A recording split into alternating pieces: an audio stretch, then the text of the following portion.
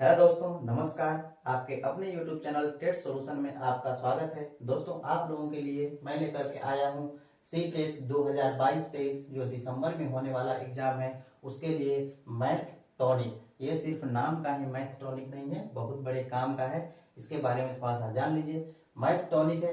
अब इसमें जो है ये प्रीवियस ईयर क्वेश्चंस का एनालिसिस कराया जाएगा। इसमें प्रीवियस ईयर क्वेश्चन का जो इसमें एनालिसिस कराया जाएगा वो सिर्फ सी टेट का ही नहीं होगा। यहाँ पर सिर्फ ये सी टेट का ही नहीं होगा, सी टेट के अलावा जितने भी इसमें एग्जाम हो रहे हैं, जैसे एस टेट जो हो रहा है स्टेट में, एस टेट, उन सब का भी जो प्रीवियस ईयर क्वेश्चन है उनको भी कराया जाएगा। ठीक है।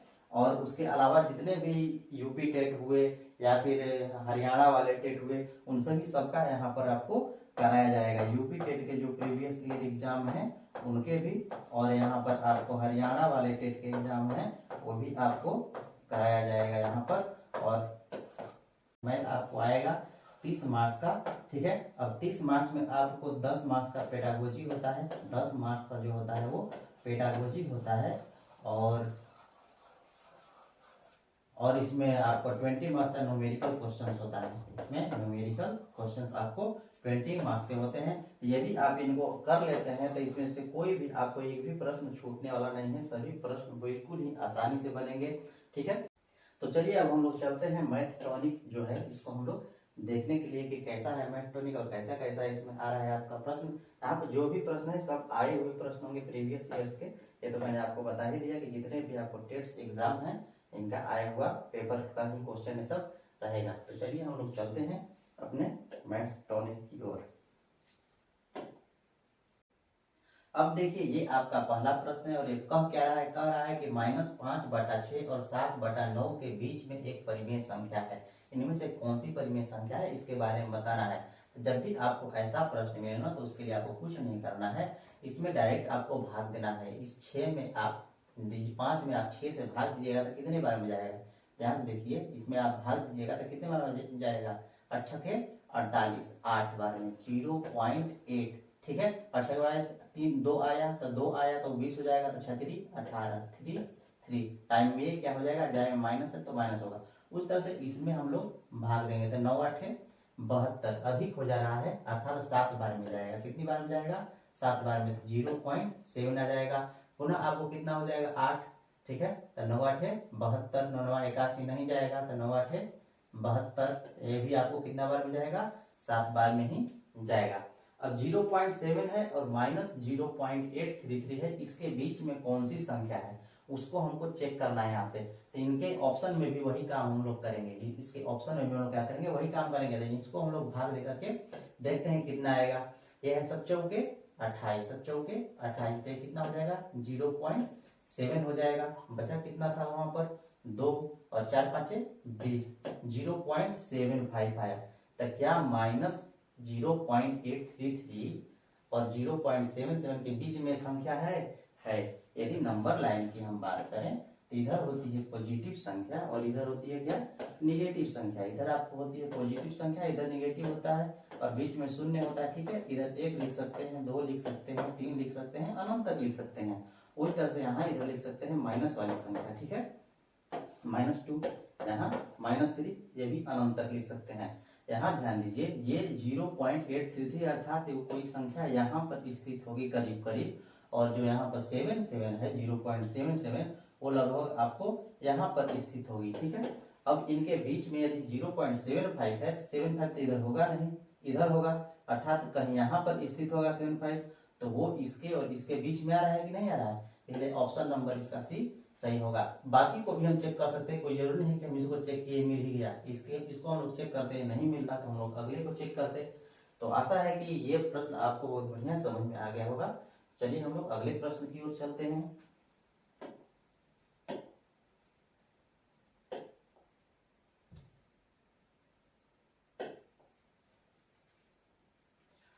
अब देखिए ये प्रश्न है, दूसरा प्रश्न है, कह रहा है कि निम्नलिखित में से कौन सा कथन सही है। यहाँ पर सही की बात कर रहा है। ये कह रहा है कि a² बराबर 9 है तो a³ बराबर क्या 7 होगा। कोई जरूरी है, कोई जरूरी नहीं है। ठीक है। यहाँ पर जिसे आपको नहीं विश्वास है तो यहाँ पर a की जगह पर आप 7 रख लीजिए और 7 का स्क्वायर कीजिएगा तो 49 आएगा। ठीक है।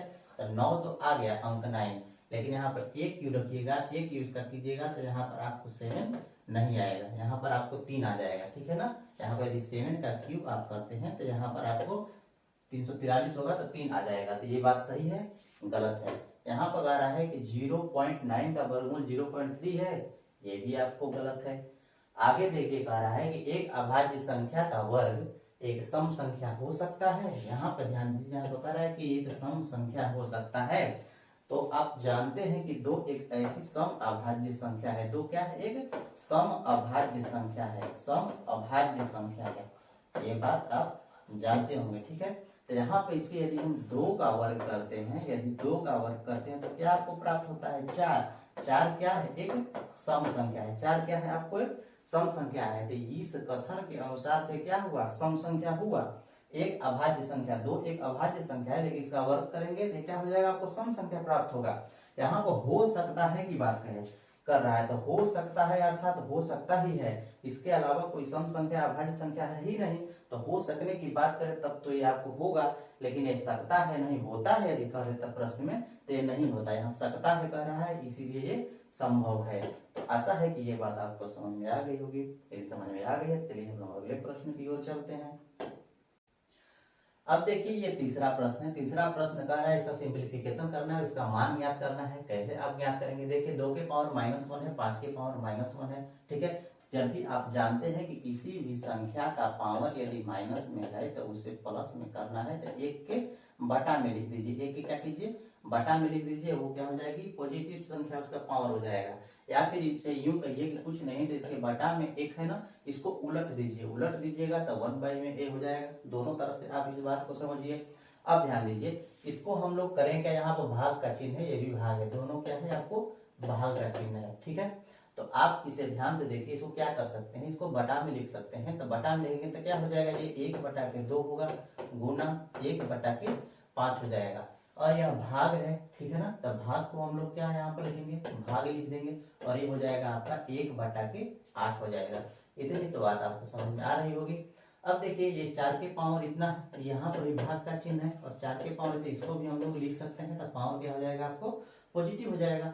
अब यहाँ पर भी आपको प्लस है तो प्लस हो गया, 8 के पावर -1 है तो इसको भी हम लिख सकते हैं 1/8, और इसका पावर भी क्या है, आपको -1 है।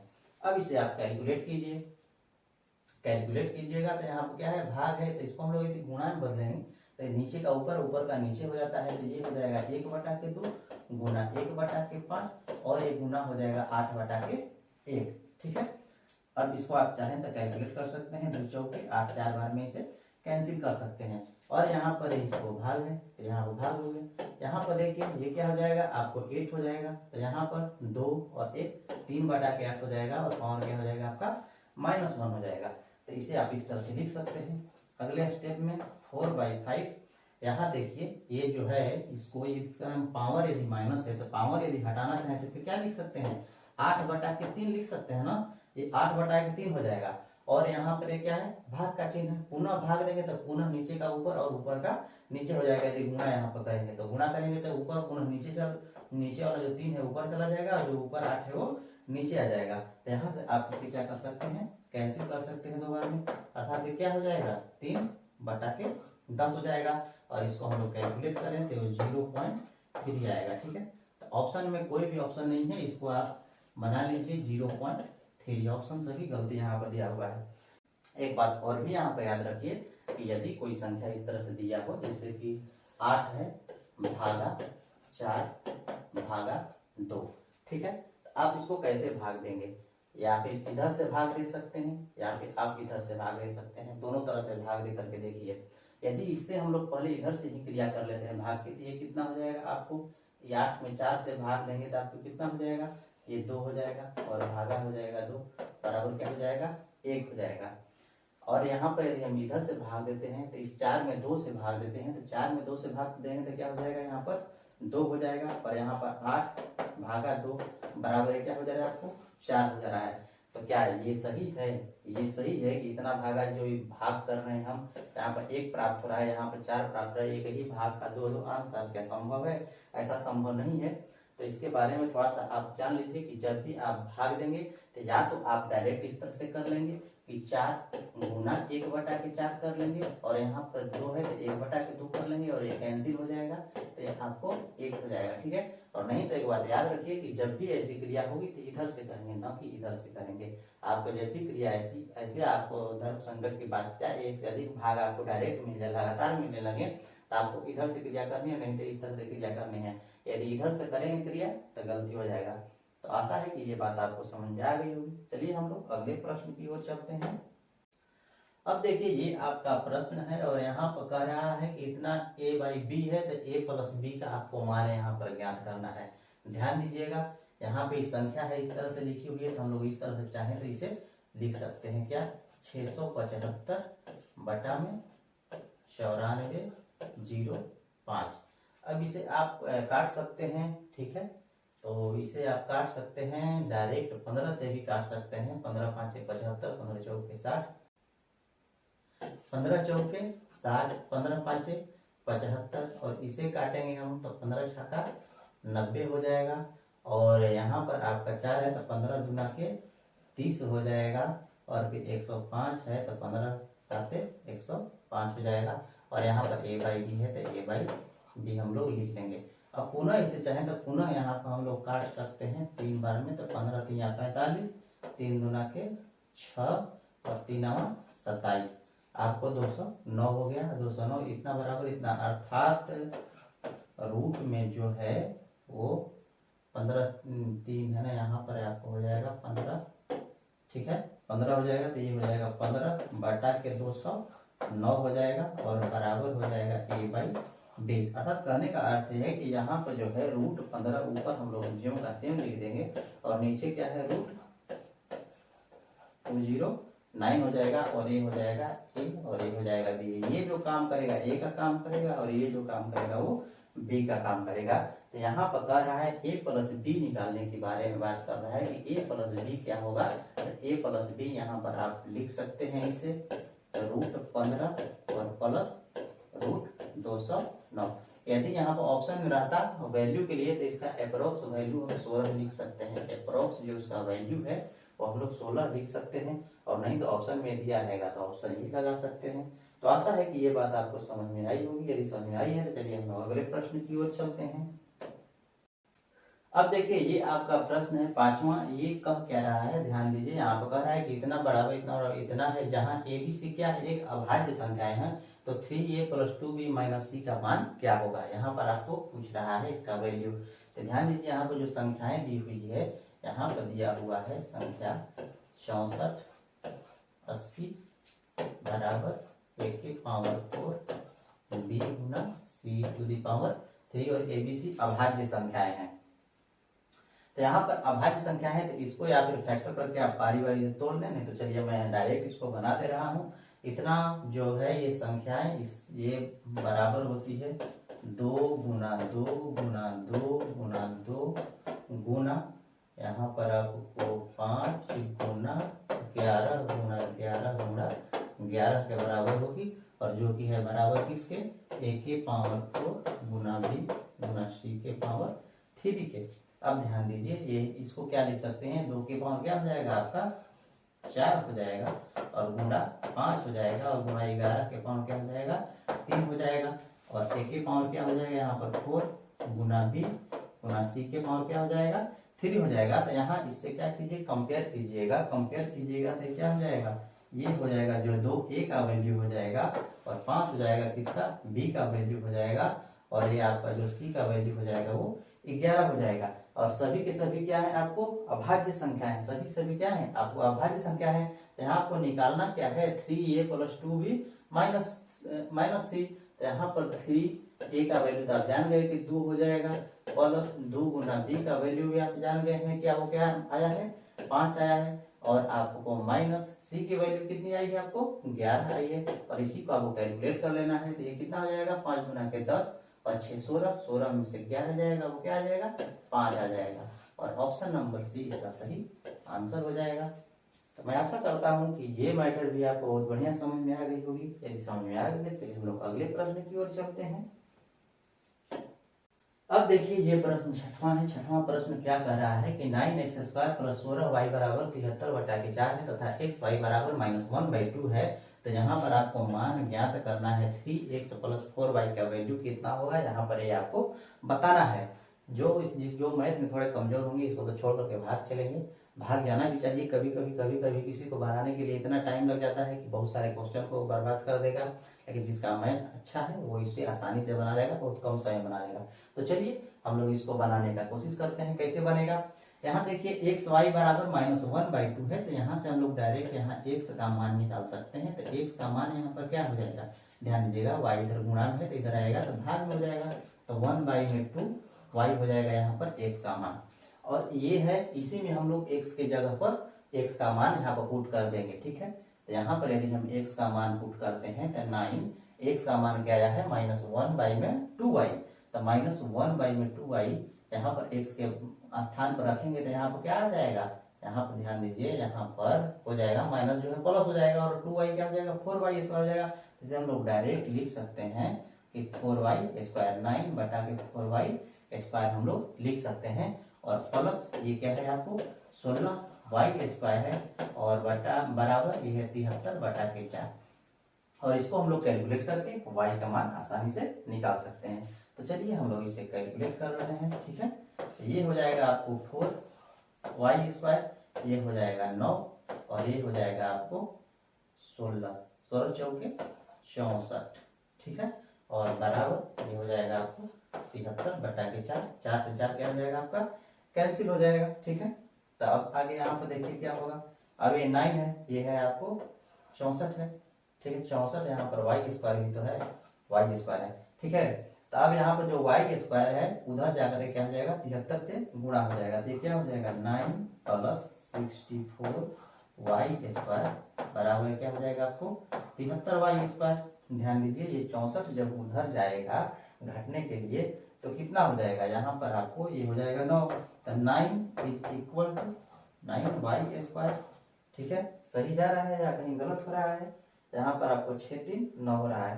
तब यहाँ पर क्या हो जाएगा आपको कैंसिल हो जाएगा। तो y स्क्वायर = क्या आएगा, यहाँ पर ध्यान दीजिएगा, यहाँ पर y = 1 आ गया। जब y बराबर 1 आ गया तो यहाँ पर y के वैल्यू आपको 2 मिले, एक +1 आया और एक -1 आया।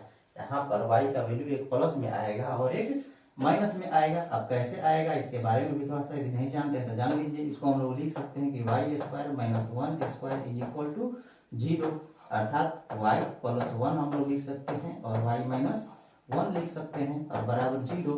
और बारी बारी से इसीलिए इसका y का वैल्यू क्या हो जाएगा +-1 आएगा। इतनी बात आप जानते हैं, शायद जानते होंगे, नहीं जानते हैं तो जान लीजिए। ठीक है, अब ध्यान दीजिए आपको y का वैल्यू क्या प्राप्त हो गया +1 और -1। जब y का वैल्यू आप +1 में रखिएगा तो x का वैल्यू क्या आएगा वो आप देखिए।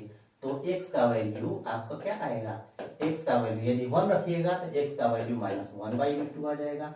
और जब y का वैल्यू -1 रखिएगा तो x का वैल्यू क्या आ जाएगा, आपको +1 आ जाएगा। ठीक है, इतना तो बात आपको पता चल रहा होगा, +1 आ जाएगा। अब देखिए यहाँ पर वही मान आपको वहां पर पुट करना है 3x + 4y में, 3x + 4y में आपको पुट करना है।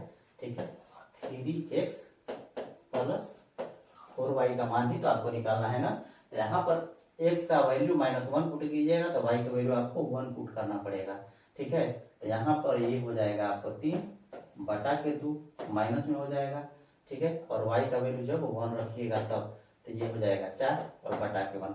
इसका मान आप कैलकुलेट कीजिए तो क्या आ जाएगा, यहाँ पर ये 2 आ जाएगा और ये -3 और +8 आ जाएगा, -3 और +8 आ जाएगा। जब -3 + 8 आएगा तो ये 5/2 आएगा। तो क्या 5/2 ऑप्शन में कोई है, यदि 5/2 तो ऑप्शन देखिए, ऑप्शन नंबर 1 में 5/2 है और यही इसका सही आंसर होगा। यदि हम चाहें तो इसको आगे वाले मान अर्थात x का मान 1/2 y का मान -1/2 रख करके देख सकते हैं तो भी आपको वही आएगा। तो आशा है कि आपको ये बात समझ में आ गई होगी, यदि नहीं समझ में आई है तो एक बार और देख लीजिएगा। चलिए हम लोग अगले प्रश्न की ओर चलते हैं। अब देखिए आपका 7वां प्रश्न है। 7वां प्रश्न कह रहा है कि ये आपको दिए हुए हैं व्यंजक और इसमें पूछ रहा है कि सार्वगुणनखंड क्या होगा। ठीक है ना, यहाँ पर आपको सार्वगुणनखंड पूछ रहा है। तो ध्यान दीजिए, ये क्या है आपको एक्स स्क्वायर माइनस 3x लिख ही दे रहा हूँ, x square minus 3x minus 40 का गुणनखंड करना है, और यहाँ पर ये है x square plus 13x plus 40 का गुणनखंड करना है, और इसका गुणनखंड करना है। ठीक है, आगे वाला एक गुणनखंड करना है। अब ध्यान दीजिए, यहाँ पर एक प्लस वाला है, ये माइनस वाला है, उधर वाला भी माइनस वाला है। तो यदि हम इसका गुणनखंड करें, एक माइनस वाला एक गुणनखंड है और या फिर इस एक माइनस वाला एक गुणनखंड करें, तो हम लोग को आसानी से पता चल जाएगा कि इसमें कॉमन गुणनखंड कौन सा है और किसे लेना है। चलिए हम लोग गुणनखंड करते, गुणनखंड करने का तरीका आप जानते होंगे। गुणनखंड करने के लिए इससे हम लोग मल्टीप्लाई करके देखते हैं कितना आ रहा है। तो इससे मल्टीप्लाई करेंगे तो 40x स्क्वायर आएगा। तो इसको हम लोग ऐसे दो पार्ट में तोड़ना है कि जोड़े तो इसके बराबर आए और गुणा करें तो इन दोनों के गुणा के बराबर आए। इतनी बात आप जानते होंगे। तो चलिए हम लोग कर लेते हैं इनका गुणनखंड। तो एक्स स्क्वायर यहाँ पर हम लोग क्या रखेंगे, यहाँ पर क्या रखेंगे 8 5 40। यदि -8 और प्लस हम लोग 5x रखते हैं तो क्या 40 नहीं आएगा। देखिए इनको जोड़िएगा तो -3x आएगा और गुणा करिएगा तो 8 5 40 एक्स स्क्वायर आ जाएगा, जो कि इन दोनों के गुणनफल के बराबर है। यही गुणा करने का तरीका है। अब देखिए इसमें भी x है, इसमें भी x है, तो x को क्या कीजिएगा आप कॉमन रख लीजिएगा। x को कॉमन रख लीजिएगा तो यहाँ पर क्या हो जाएगा x माइनस 8 आ जाएगा, और यहाँ पर प्लस है तो प्लस रखिए। देखिए 5 इसमें भी है, 5 इसमें भी है, तो 5 को कॉमन रख लीजिए तो ये भी क्या आ जाएगा x माइनस 8 आ जाएगा। देखिए ये दोनों क्या हुए आपको बराबर हुए, तो इन दोनों में पुनः इसको आप कॉमन ले लीजिए x माइनस 8 को, आपको यहाँ बचेगा x प्लस 5। अब ध्यान दीजिए कि ये क्या है आपको प्लस वाला है, और ये भी क्या है आपको टोटल का टोटल प्लस है। तो जो भी निकलेगा तो वो प्लस में ही नहीं निकलेगा, जो भी निकलेगा क्या निकलेगा प्लस में निकलेगा। तो यहाँ पर सिर्फ प्लस वाला वैल्यू ही आपका मान्य हो, क्योंकि यहाँ पर सारे गुणनखंड जो इसमें हो और उसमें हो, सब में जो हो उसको लेना है। तो यहाँ पर x प्लस 5 जो है कि यहाँ पर प्लस है तो इसमें भी प्लस होगा, उसमें भी एक प्लस आपको प्राप्त होगा। तो यही इसका आंसर हो जाएगा x प्लस 5। यदि नहीं विश्वास है तो आप निकाल करके देख लीजिए, इसे भी आप निकालिएगा तो वही आपको होगा। ठीक है, देखिए मैं निकालता हूँ। ये एक्स स्क्वायर हो जाएगा, ये 8 5 13 है, तो ये आपको हो जाएगा 8x, और ये हो जाएगा आपको 5x, और ये प्लस 40 हो जाएगा। ठीक है, और यहाँ से आप एक्स स्क्वायर से x निकाल लीजिए तो ये x प्लस 8 हो जाएगा, और यहाँ से 5 निकाल लीजिए तो ये भी x प्लस क्या हो जाएगा 8 हो जाएगा, और यहाँ से क्या हो जाएगा आपको x प्लस 5 प्राप्त हुआ, और ये आपको x प्लस 8 प्राप्त हो गया। ठीक है, अब दोनों में देखिए ये कॉमन आ गया, ये कॉमन आ गया, उसको भी तोड़िएगा तो वही आपको कॉमन आ जाएगा। और उसी के बारे में तो पूछ रहा है कि सार्वगुणनखंड क्या है, तो सार्वगुणनखंड आप आसानी से निकाल सकते हैं। ठीक है, तो आशा है कि ये प्रश्न आपको अच्छी समझ में आ गई होगी। चलिए हम लोग अगले प्रश्न की ओर चल लेते हैं।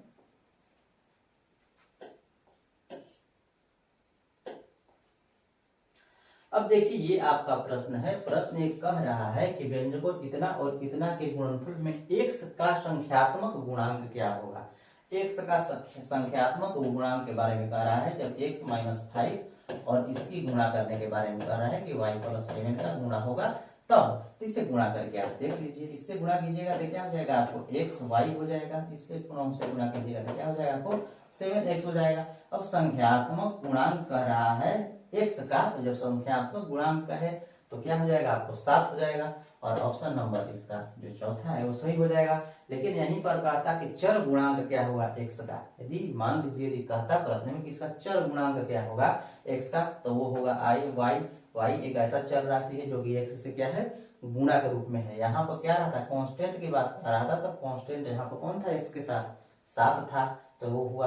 आगे भी इसको गुणा करना चाहें तो कर सकते हैं, तो ये क्या हो जाएगा -5y हो जाएगा। ठीक है, यहाँ पर जो है -5y हो जाएगा, गुणा होगा तो, और इससे गुणा होगा था 7 5 35 -35 हो जाता। y गुणांक को पूछता तो y गुणांक आपका -5 हो जाता।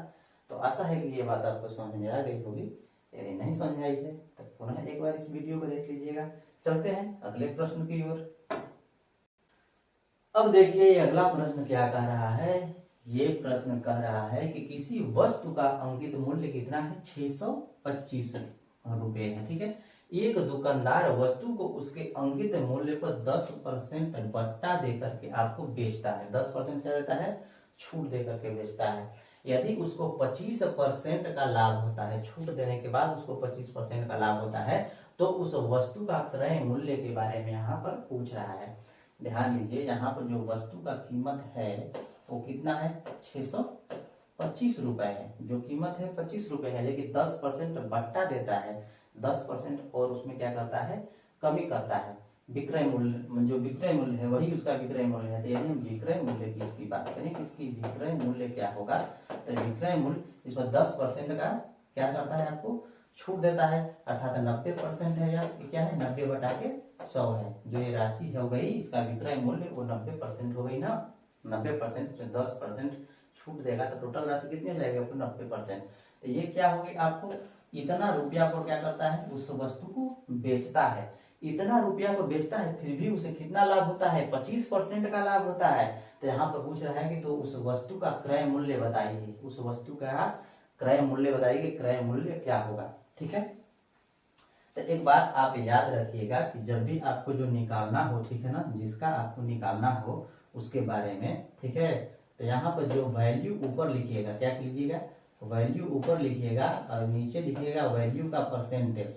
वैल्यू का क्या हो जाएगा आपको, परसेंटेज, और जो निकालना है, जो निकालना है उसके परसेंट से जो पूछा जाए, ठीक है ना, जो निकालना अर्थात पूछा जाए उसके परसेंटेज से आप यहाँ पर गुणा करा दीजिए और आपका निकल जाएगा। तो यहाँ पर वैल्यू क्या है, वैल्यू तो ही ना है, विक्रय मूल्य आपका वैल्यू है। तो यहाँ पर आपको वैल्यू हो जाएगा कितना, टोटल इतना हो जाएगा, ये हो जाएगा आपको 625 गुना 90 और बटा के हो जाएगा 100। इसकी वैल्यू हो गई। वैल्यू का परसेंटेज, ये वैल्यू का परसेंटेज कितना है, ये वैल्यू का परसेंटेज कितना है, वो है 125%। ये क्या है आपको, 125% है, ठीक है ना, ये क्या है आपको 125% है, ठीक है। यहाँ पर क्यों 125% है, क्योंकि वो 25% लाभ पर बेच रहा है और यहाँ पर हमको निकालना है क्रय मूल्य, ठीक है ना, यहाँ पर आपको निकालना है क्या, क्रय मूल्य, और वह 25% लाभ पर बेच रहा है, हमको क्रय मूल्य निकालना है। तो 25% लाभ, तो ये 100% नहीं है, ये 125% है, इस लिहाज से आप समझिए। और यहाँ पर जो पूछा जाए उसका परसेंटेज से यहाँ को क्या करा देना है, गुणा करा देना है। तो यहाँ पूछा क्या जा रहा है, क्रय मूल्य के बारे में पूछा जा रहा है। यहाँ पर क्या पूछा जा रहा है, आपको क्रय मूल्य के बारे में पूछा जा रहा है। और क्रय मूल्य अपने आप में 100% होता है, अपने आप में क्रय मूल्य क्या होता है, आपको 100% होता है। तो 100% से क्या करा देना है, आपको गुणा करा देना है। यहाँ परसेंटेज से परसेंटेज आपका कैंसिल हो जाएगा और इसे आप 625 से आप 125 को काट सकते हैं कितनी बार में, 125 5 625, इसे 5 बार में आप काट सकते हैं, ठीक है। और इस 100 से ये 100 आपका कट जाएगा तो कितना हो जाएगा, 9 5 45, 9 5 45, 450 आपको हो जाएगा 450, अर्थात उसका क्रय मूल्य कितना था, 450 रुपए था, 450 रुपए। ऑप्शन नंबर 4 इसका सही आंसर हो गया। आशा है कि ये बात आपको समझ में आ गई होगी। शायद हो सकता है थोड़ा बहुत तकलीफ हो तो पुनः एक बार इस वीडियो को देख लीजिएगा, आसानी से कॉन्सेप्ट आपको समझ में आ जाएगा। तो चलिए हम लोग अगले प्रश्न की ओर चलते हैं। अब देखिए ये आपका 10वां क्वेश्चन है, कह रहा है कि y का वह मान जो समीकरण इतना को संतुष्ट करता है, निम्न में से किस समीकरण को भी संतुष्ट करता है, वही यहाँ पर देखना है। तो चलिए हम लोग सोल्व करते हैं। ये क्या है आपको 3 माइनस 5y बटा में कितना है 23 है और बराबर है, इसको आप माइनस को अंदर लेकर जाइएगा तो क्या आपको हो जाएगा, यहाँ पर आपको माइनस y प्राप्त हो जाएगा और ये +1 है और यहाँ पर आपको माइनस क्या हो जाएगा, ये 3 प्राप्त हो जाएगा। और इसको आप कैलकुलेट कर लीजिए, यहाँ पर कैलकुलेट कर लीजिएगा तो ये क्या हो जाएगा 3 माइनस 5y हो जाएगा और बराबर हो जाएगा, यहाँ पर माइनस y है, गुणा होगा तो माइनस 23y हो जाएगा और यहाँ से इसको गुणा कीजिएगा तो 33 कितना हो जाएगा 9 हो जाएगा और 6 हो जाएगा। अब देखिए ध्यान से, इधर ये 3 है उधर जाएगा तो माइनस में हो जाएगा और इधर जो ये माइनस y है इधर आएगा तो प्लस हो जाएगा। तो कितना हो जाएगा, ये आपका 18y हो जाएगा और ये जो माइनस है उधर जाएगा तो ये भी माइनस हो जाएगा, तो माइनस माइनस जुट करके कितना हो जाएगा 72 हो जाएगा। कितना आपको हो जाएगा 72 हो जाएगा। 18 गुना के 36 कितना हो जाएगा आपको 72, अर्थात y का मान कितना आपको प्राप्त हुआ -4। y का मान आपको कितना प्राप्त हो गया -4। तो इन्हीं समीकरण में हम लोगों को देखना है कि y का मान कौन सा संतुष्ट कर रहा है। तो यदि हम इस समीकरण में रख रहे हैं यहाँ पर 4, तो ये क्या हो जाएगा -8 और -3 क्या होगा -11। तो यहाँ पर क्या संतुष्ट कर रहा है, नहीं कर रहा है। उसी तरह से हम लोग यहाँ पर मान रखेंगे, तो यहाँ पर यदि हम 4 यहाँ पर मान रखते हैं -12 हो जाएगा और -12 4 -4 हो जाएगा, ये भी आपको संतुष्ट नहीं करेगा। अब इसमें हम लोग देखते हैं, यहाँ पर y का मान -4 रखते हैं तो क्या हो जाएगा, ये -8 हो जाएगा, और -8 में अब 3 जुड़िएगा तो -5 हो जाएगा, और यहाँ पर -4 रखते हैं तो माइनस माइनस क्या हो जाएगा, प्लस हो जाएगा, और +5 हो जाएगा। ध्यान दीजिए यहाँ पर यदि हम रखते हैं 2y में आपको यहाँ पर मान, ठीक है ना, तो यहाँ पर 2 गुणा y का मान कितना है, -4 है, और प्लस कितना है, 3 है, ठीक है। तो ये कितना आपको हो जाएगा, 4 गुना के 8, 3 हो जाएगा, तो ये कितना होगा आपको, -5 होगा, ठीक है। और उसी तरह से यहाँ पर रखिएगा -4, तो क्या हो जाएगा आपको, +5 हो जाएगा, जो कि ये भी बराबर नहीं होगा, तो जो बचा हुआ, जो बचेगा वही आपका बराबर होगा। तो यहाँ पर ध्यान दीजिए, अब इसमें भी हम आपको चेक करके देख लेते हैं कि ये वास्तव में सही है या नहीं है। तो यहाँ पर आप y का मान -4 रखिए, तब y का मान -4 रखिएगा तो कितना हो जाएगा, 4 3 12, -12, और +4 कितना होगा, -12, और +4 कितना हो जाएगा आपको, -8 हो जाएगा।